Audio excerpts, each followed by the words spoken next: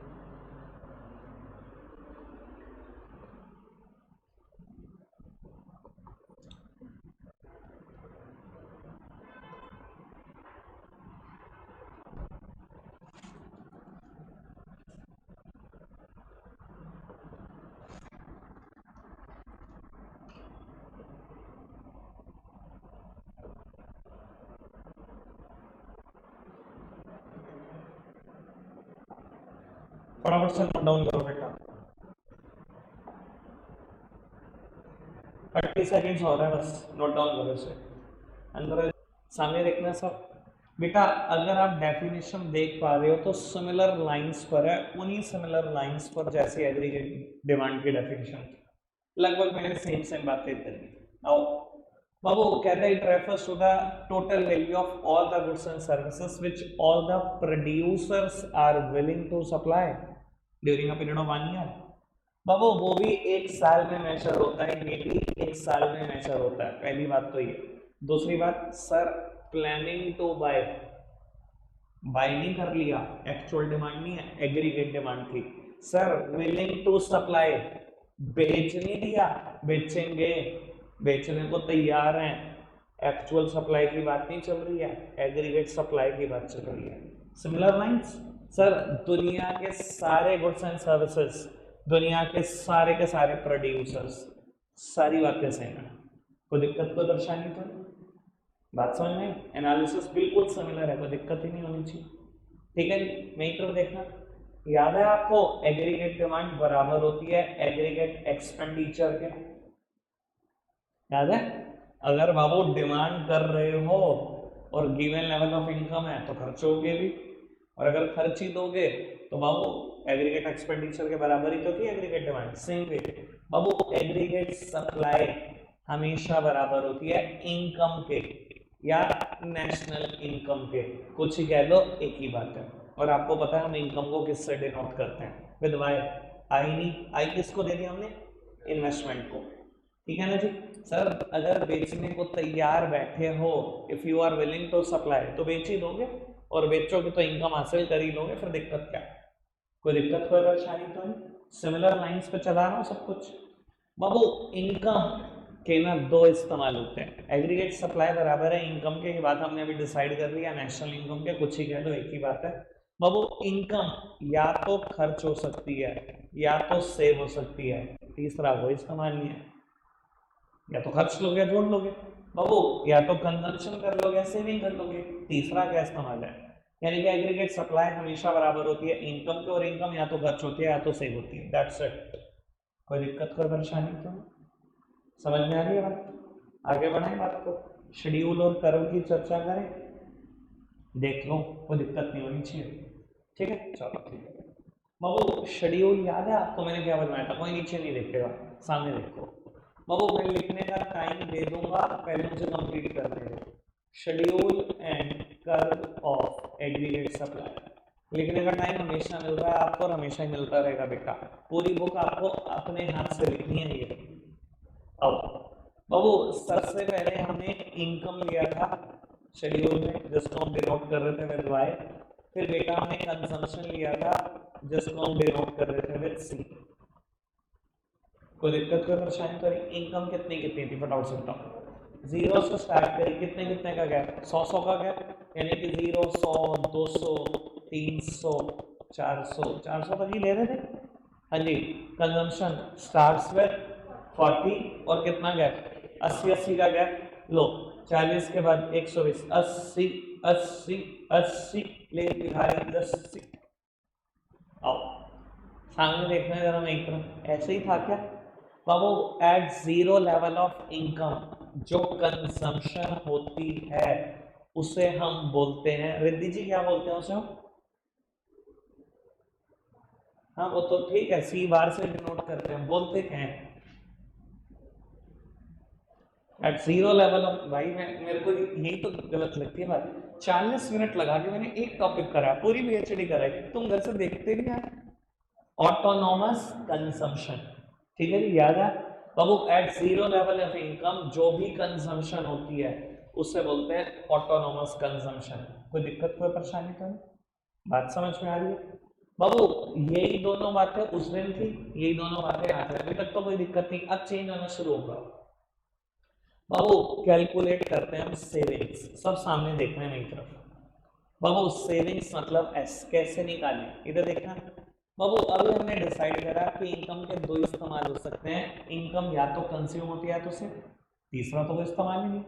अगर मैं saving calculate करना चाहता हूं तो एक ही तो तरीका है, अगर बेटा मैं सी को इधर ले जाऊं, इनकम में से कंजम्पशन माइनस कर दो, तो जो कैलकुलेट होगा वो सेविंग्स ही तो है। कोई दिक्कत तो नहीं? ठीक है भैया, मेरे को नहीं पता माइक्रो के लेके एक्सपीरियंस क्या है, मैंने ये गारंटी ले ली थी कि मैक्रो जिस दिन शुरू कर दी उस दिन बोल दिया था कभी कहोगे नहीं हार्ड लग रही है, कभी कहोगे नहीं, मुंह से नहीं निकलने का हार्ड है। ठीक है ना, एक ही शेड्यूल कराऊंगा, एक ही शेड्यूल पूरी किताब में, सर कुछ तो होगा ना। आप सामने देखो जरा मेरी तरफ बाबू, सेविंग्स कैलकुलेट कराओ, ये समझ में आ रहा है कि कैसे निकलेंगे saving? Income minus consumption minus 40, income minus consumption minus 20, income minus consumption 0, income minus consumption, और बेटा इस लेवल पे भी इनकम माइनस कंजम्पशन। कोई दिक्कत तो नहीं? सेविंग्स कैलकुलेट कर ली, अभी तक कोई दिक्कत कोई परेशानी? ये समझ में आया, इसको ऑटोनोमस कंजम्पशन बोलते हैं, पुरानी बात। अब सुनो नई बात बाबू, जितनी भी सेविंग्स आपको नेगेटिव दिखाई दे रही हैं इन्हें बोलते हैं बेटा डिस सेविंग्स। क्या बोलते हैं? रितेश भाई रुक जाओ, मैं लिख दूंगा आपकी कॉपी में, अभी लिख के जाऊंगा, आप समझने में ध्यान दो। हाँ जी बेटा, जितनी भी इनकम नेगेटिव दिखा सॉरी जितनी भी सेविंग्स नेगेटिव दिखाई दे रही है क्या बोलते हैं इनको? Dissavings. मतलब बाबू मेरी इनकम कुछ नहीं है, मैंने 40 रुपए खर्च दिए, बड़ी ऑब्वियस सी बात है बेटा, जो पुरानी सेविंग्स होंगी उनको तोड़ तोड़ के खर्चे होंगे।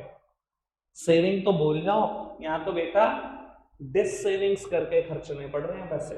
सेम वे बाबू, इनकम देखो 100 और बेटा कंजम्पशन 120, यानी कि बेटा 100 रुपए की इनकम से 120 रुपए खर्च दिए, यानी कि बेटा 20 रुपए डिस सेविंग्स ही तो की होंगी।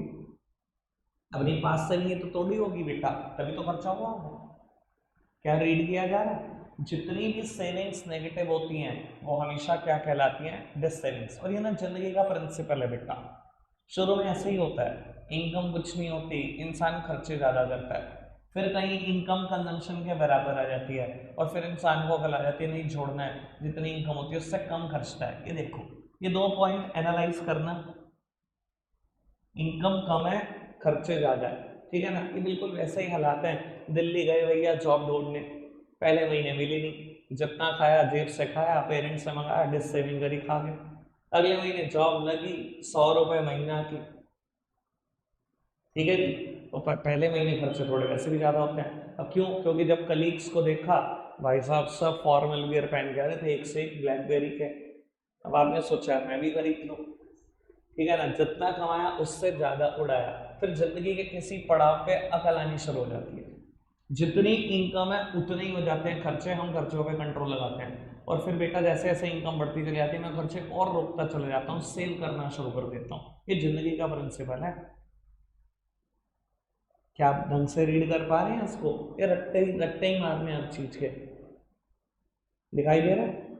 इनकम 0 से स्टार्ट करी, 100 बढ़ाई, खर्चे 40 से स्टार्ट करे, 80 बढ़ाए, सेविंग्स निकाल दी। बाबू एग्रीगेट सप्लाई, अब मेरी बात सुनो, चाहे तो सीधा चिपका दो, हमने डिसाइड करा एग्रीगेट सप्लाई इनकम के बराबर होती है, यही लाइन पूरी की पूरी चिपका। चाहे आप ये सोच लो एग्रीगेट सप्लाई इनकम के बराबर होती है और वो या तो खर्च की जा सकती है तो सिर्फ, चाहे तो बेटा 10 प्लस 10 कर लो, आएगा ये, मुझे तो कोई फर्क नहीं पड़ता, जो मर्जी कर लो। यानी कि घूम फिर के एग्रीगेट सप्लाई भी बेटा सेम आ गई जितनी इनकम थी। कोई दिक्कत कोई परेशानी तो नहीं? पक्का से क्लियर? शेड्यूल देख लो, बनाएं कर, आ जाऊं घर पे, शेड्यूल अगर क्लियर है सब बच्चों को तो ठीक है जी। आओ पुत्र, कर्व की चर्चा करते हैं। बेटा मैंने उस दिन एक्स एक्सिस पे क्या लिया था, दिव्या भाई बताना, क्योंकि मैं किसी कर्व की प्रॉपर्टी पूछूंगा तो जान निकलेगी। हाँ हाँ, ये सबसे अच्छा काम करते हैं। नई यूनिट, नया चैप्टर, जब समझ में आना था तो छुट्टी, उसके बाद वीडियो भी नहीं मांगनी, सेम हाल तेरा सेम पावर, दोनों की बजवाता हूँ आज बैंड, तेरे पिताजी को भी इसके पिताजी को भी, आज तो आड़े हाथ तो ले लो तुम। अंशी बहना, यदि क्या लिया था उसने एक्स एक्सेस पे? बाबू एक्स एक्सेस पे हमने उस दिन क्या लिया था? इनकम। और बेटा वाई एक्सेस पे कंजम्पशन, आज भी वैसे ही लिखेंगे, ठीक है जी।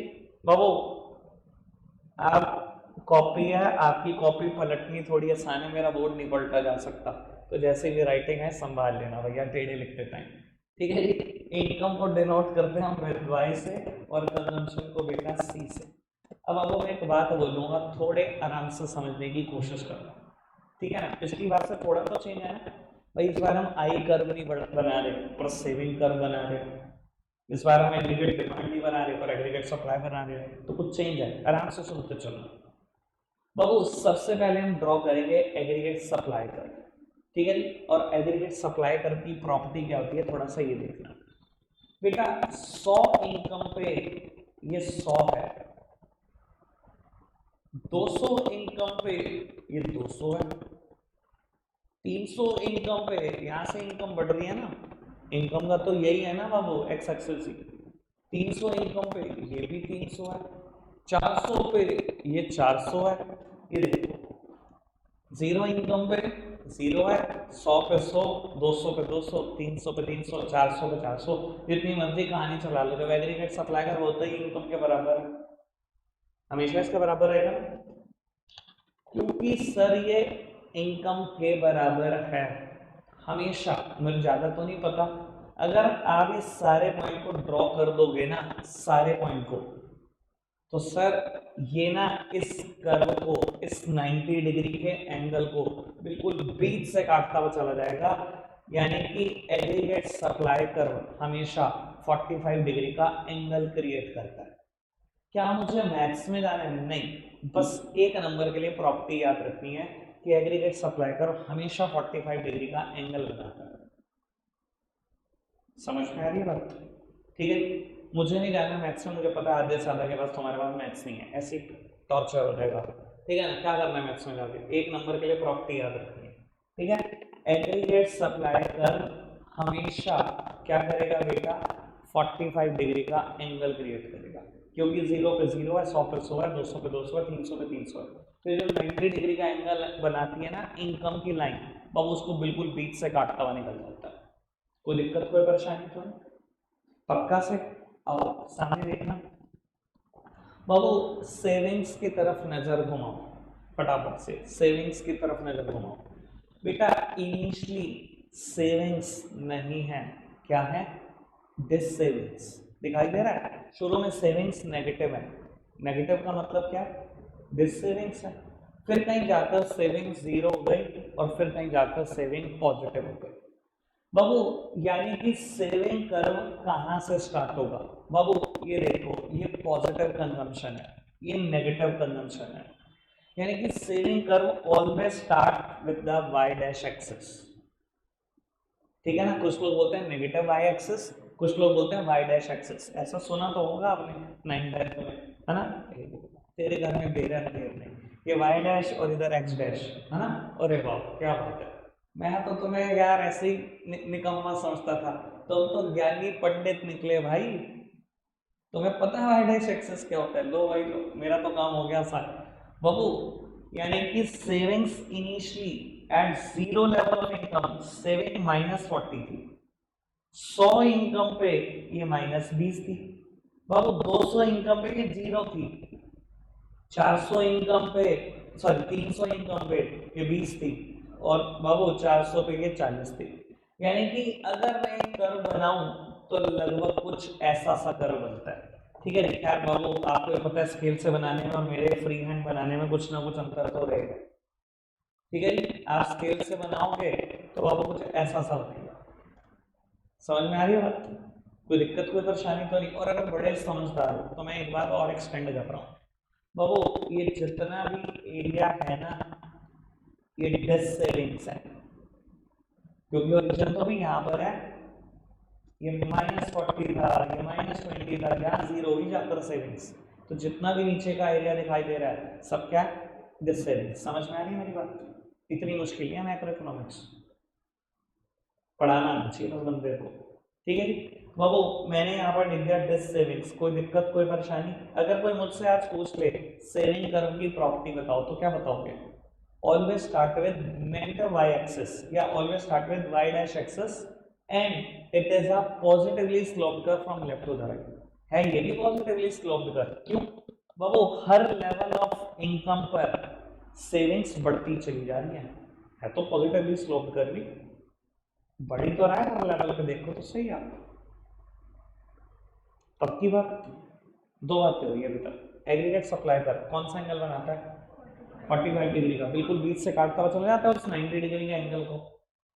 ठीक है, saving curve always start with y dash axis and it is a positively sloped curve from left to the right, left से राइट आते आते ये पॉजिटिव होता चला जाता है। ठीक है, ड्रॉ करें बाबू कंजम्पशन कर्व, इधर देखना प्लीज बाबू, ये जो मैंने एग्रीगेट सप्लाई कर्व ड्रॉ किया या इनकम कर्व एक ही बात है, ये तो दोनों बराबर ही है यार। इधर देखना बाबू, सिर्फ इन दोनों की तरफ नजर घुमाओ, मुझे आपकी नजर और कहीं नहीं चाहिए।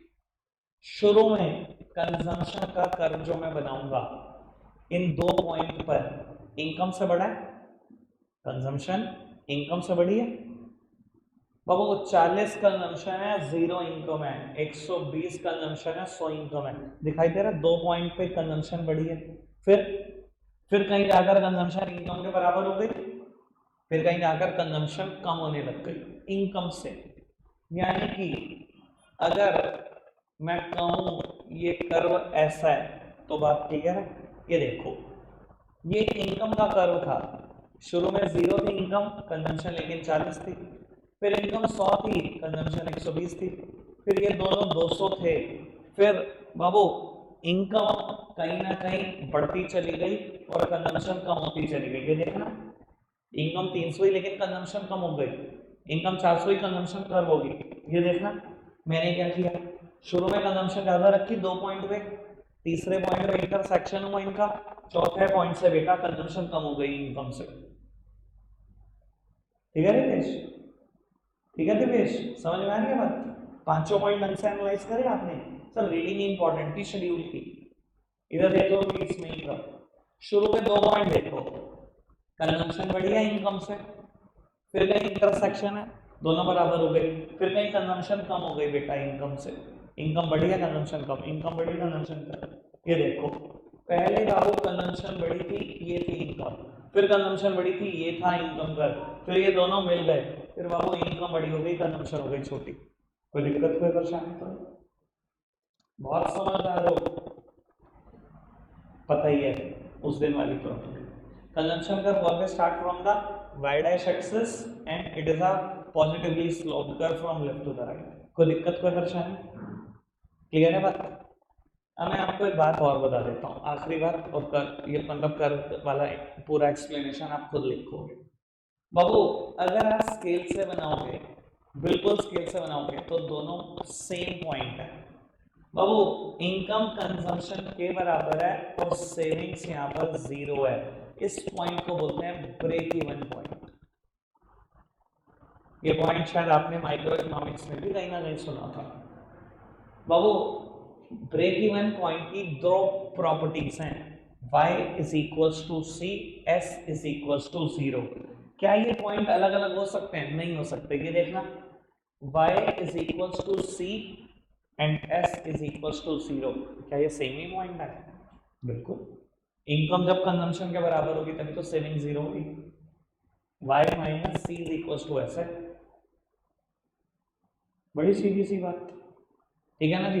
यानी कि बेटा ब्रेक इवन पॉइंट की 2 प्रॉपर्टीज हैं, एक नहीं, y is equals to C, s is equals to 0। सारे के सारे कर्व समझा दिए मैंने, पूरी पीएचडी हो गई, नोट डाउन कर लो, फिर बात को आगे बढ़ाते हैं। तो स्पीड से करना ताकि मैं छोटी सी बात और कर सकूं। यहाँ से आप लिख रहे हो, फटाफट से लिखो। तो बेटा चर्चा करते हैं आगे, बात को आगे बढ़ाते हैं। एक टॉपिक इंट्रोड्यूस करके जा रहा हूँ, ठीक है ना? मेन चर्चा करी होगी, तो वो करते हैं बात। देखो अभी हमने ये पढ़ा कि इनकम के 2 ही इस्तेमाल है, ठीक है? वो इनकम या तो कंज्यूम होती है या तो इनकम सेव होती है, ठीक है? अब बेटा हम चर्चा ये करने वाले हैं कि इनकम में से हम कितनी कंजम्पशन कर रहे हैं और कितनी सेविंग्स कर रहे हैं। ये तो समझ में इस्तेमाल दो है कि इनकम या तो कंज्यूम होती है या तो सेव होती है।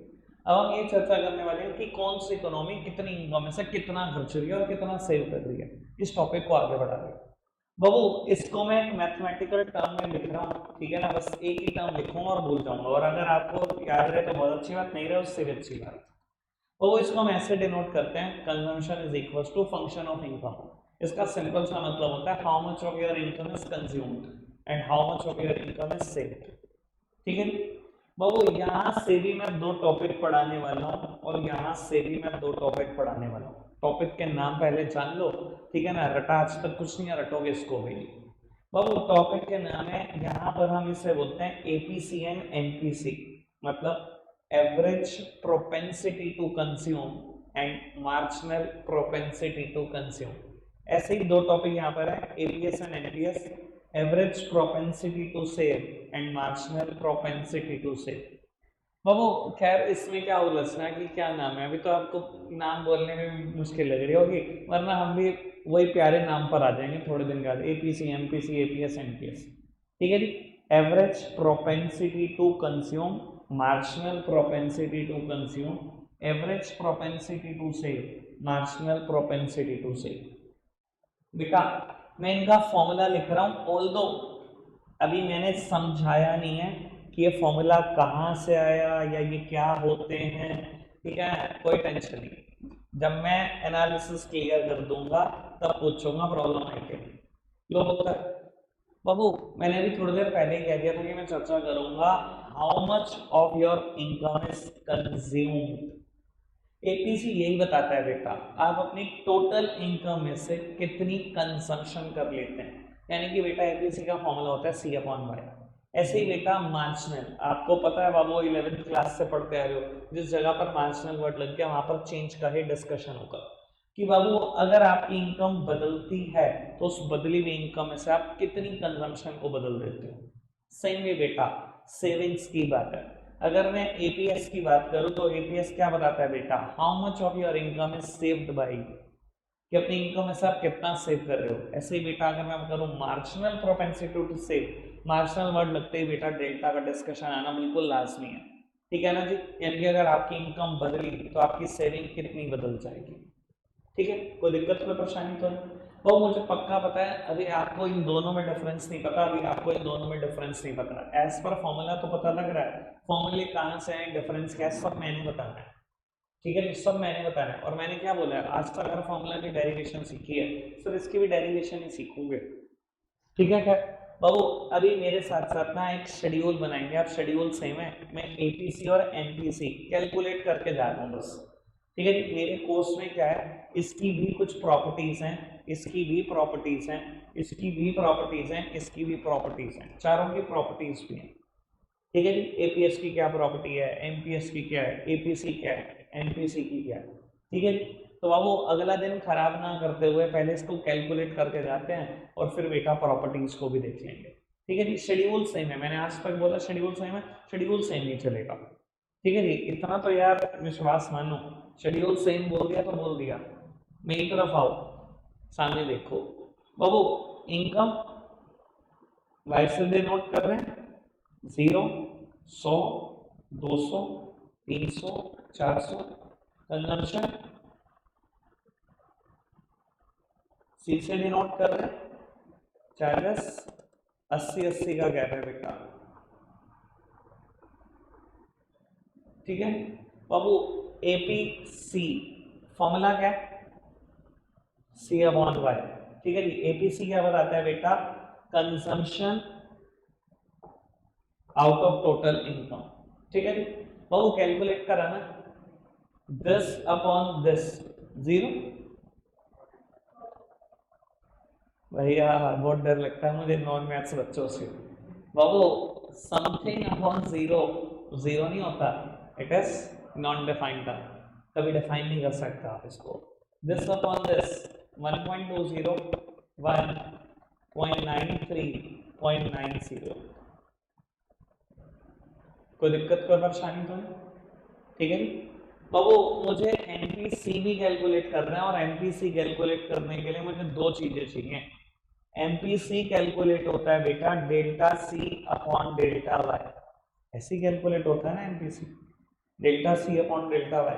तो डेल्टा सी, डेल्टा का क्या मतलब होता है, चेंज इन कंजम्पशन। हमेशा ध्यान रख लेना पहले लेवल पे कोई चेंज निकाल ही नहीं सकता।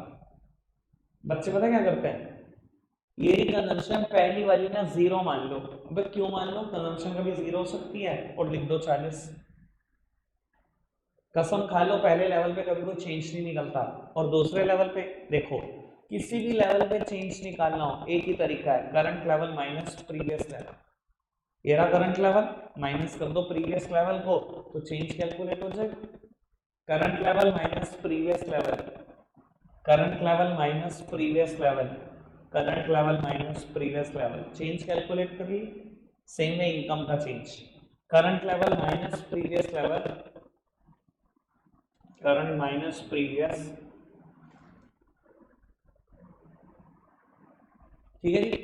बाबू डेल्टा सी अपॉन डेल्टा वाई यानी कि 80 अपॉन 100, मैंने एमपीसी भी कैलकुलेट कर दिया। कोई दिक्कत कोई परेशानी तो नहीं, आप इतना तक नोट करके चले जाओ, बाकी आएंगे परसों डिस्कशन को आगे बढ़ाएंगे, सॉरी कर रखेंगे आज के लिए इतना ही, बाय।